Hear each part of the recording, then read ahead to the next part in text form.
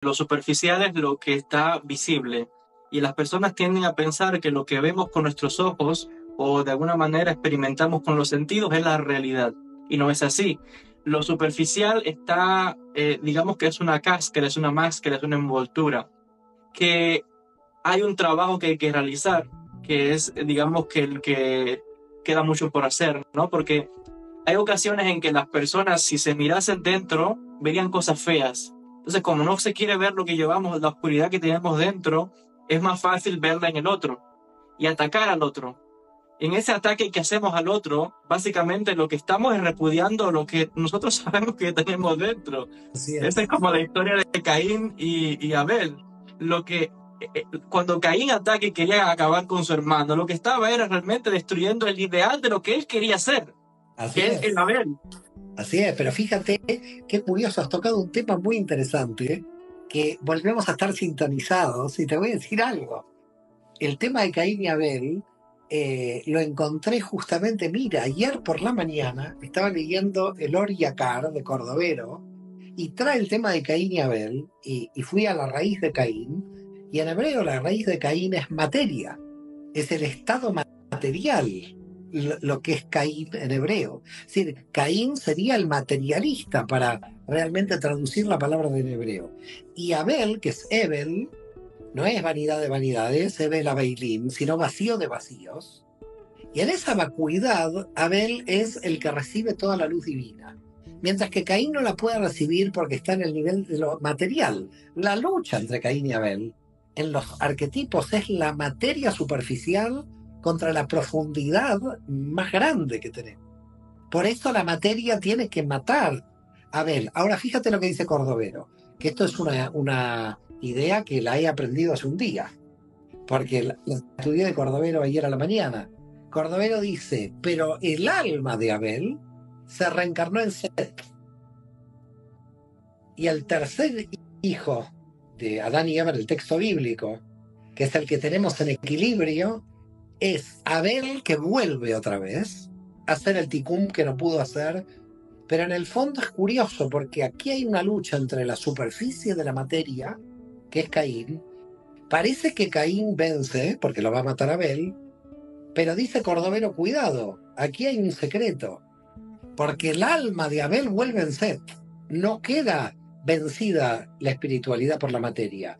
La materia parece que vence, pero en el fondo nunca vence. En el fondo la materia nunca vence porque es instrumento al servicio de lo profundo.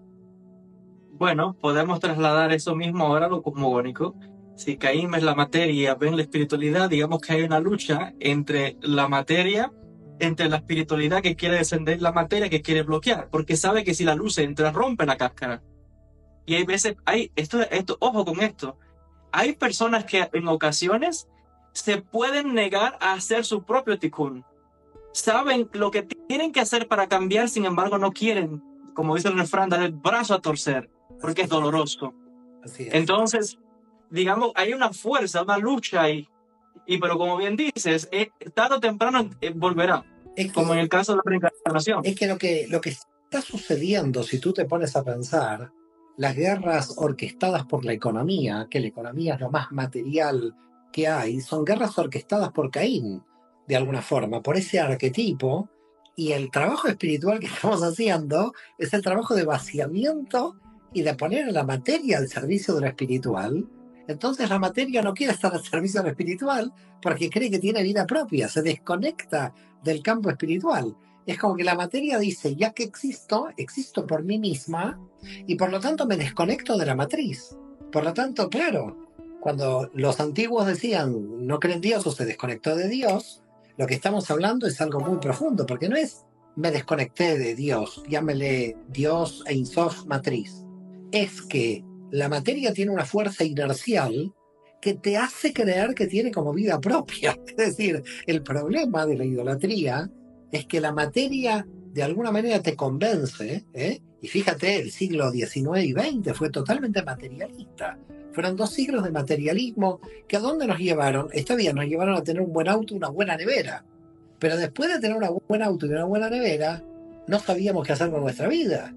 ¿Por qué? Porque no pusimos la tecnología a nuestro servicio. sino que ahora estamos terminando nosotros al servicio de la tecnología.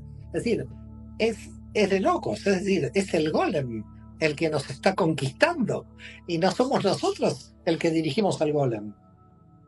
Bueno, fíjate si yo continúo con esa línea que mencionas de la materia que se cree independiente y volviendo a este relato de Caín y Abel, por eso es que Caín mata a Abel, porque se siente desconectado y cuando Dios le pregunta y tu hermano dice, ¿acaso soy yo el guardián de mi hermano? Quiere decir, yo soy separado, independiente, no tengo nada que ver con lo espiritual. La materia aquí está desconectada al punto tal que no quiere reconocer, se siente independiente total.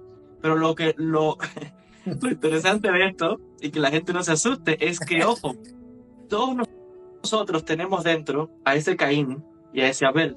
Claro, Todos claro. nosotros tenemos ese elemento de la parte material y de la parte espiritual. Como bien decías, hemos visto que en el mundo estos cambios donde ha habido un intento de matar la espiritualidad, de matar a Dios, como decía Nietzsche, que tal vez está un poco mal entendido, pero y el mundo se volcó a la materia, a la ciencia, que está muy bien, excelente, pero hoy hay un nuevo renacer de entender, hoy digamos que esa nueva reencarnación de Abel, de ver que la espiritualidad es necesaria. Tanto la materia como la espiritualidad deben ser unidas, como decía Luzzatto, debemos espiritualizar la materia.